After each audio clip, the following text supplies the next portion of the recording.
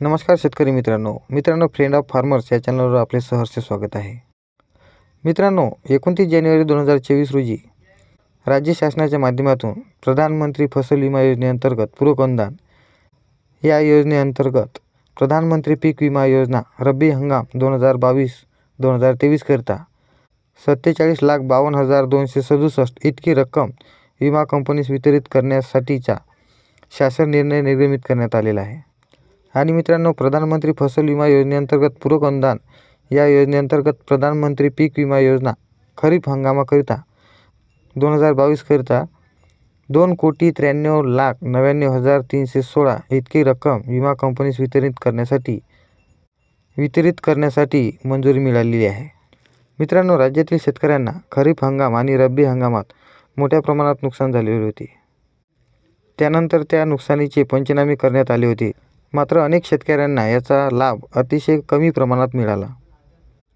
त्यामुळे शासनाने याबाबत किमान नुकसानग्रस्त शेतकऱ्याला 1,000 रुपये निधी मिळावे म्हणून प्रधानमंत्री फसल विमा योजनेत तरतूद केली होती।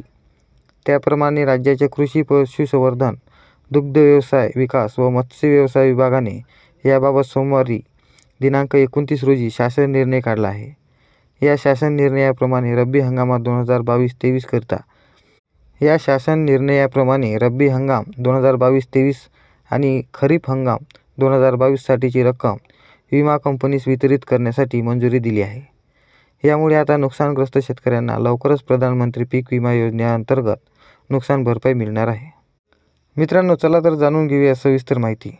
त्याआधी मित्रांनो, चॅनलला सबस्क्राईब केलेलं नसेल तर मित्रांनो चॅनलला सबस्क्राईब करून घ्या आणि बेल आयकॉनला ऑन करायला विसरू नका, म्हणजे सर्वात पहिली व्हिडिओ तुमच्यापर्यंत पोहोचेल। कारण मित्रांनो, आम्ही या चॅनलवर नवनवीन शासन योजना आणि शासनाचे GR आणि शेतीविषयक माहिती घेऊन येत असतो। मित्रांनो, राज्यात पावसाळ्याच्या सुरुवातीस पावसाने दमदार हजेरी लावली होती, ज्यामुळे मोठ्या प्रमाणात शेतकऱ्यांचे नुकसान झालेले होते। शेतकऱ्यांच्या शेतीतील खरीप हंगामाचा सोयाबीन, कापूससह इतर पिकांचे नुकसान झाले होते। त्यापाठोपाठ निसर्गाच्या लहरीपणामुळे पेरण्या लांबणीवर पडल्याने रब्बी हंगामात देखील शेतकऱ्यांना काहीच मिळाले नाही। दरम्यान राज्यातील नुकसानग्रस्त शेतकऱ्यांना प्रधानमंत्री पीक विमा योजनेअंतर्गत भरपाई देण्याचे निर्देश सरकारने दिले होते। तसेच त्याबाबत पंचनामे करण्याचे निर्देश देखील देण्यात आले होते। मात्र तटपुंजी रक्कम शेतकऱ्यांच्या पदरात टाकत सरकारने थट्टा केली होती, जी 1,000 ही नव्हती। त्यामुळे त्यांना किमान 1,000 रुपये तरी रक्कम मिळावी अशी तरतूद करण्यात आलेली आहे। मित्रांनो, यासाठी प्रधानमंत्री फसल विमा योजनेअंतर्गत पूरक अनुदान योजनेअंतर्गत प्रधानमंत्री पीक विमा योजना रब्बी हंगाम 2022-2023 साठी 47,52,267 रुपये आणि खरीप हंगाम 2022 साठी 2,93,99,316 इतकी रक्कम विमा कंपनीस वितरित करण्यासाठी मंजुरी देण्यात आलेली आहे।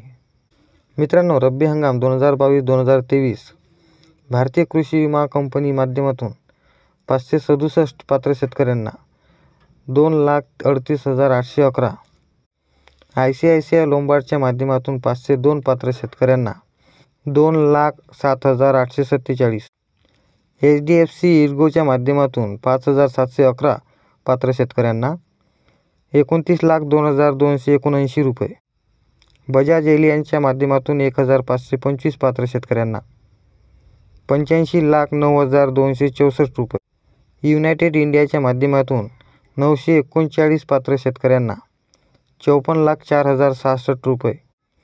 तर मित्रांनो, एकंदरीत 9,244 पात्र शेतकऱ्यांना 47,52,267 इतकी रक्कम देण्यास मंजुरी देण्यात आलेली आहे।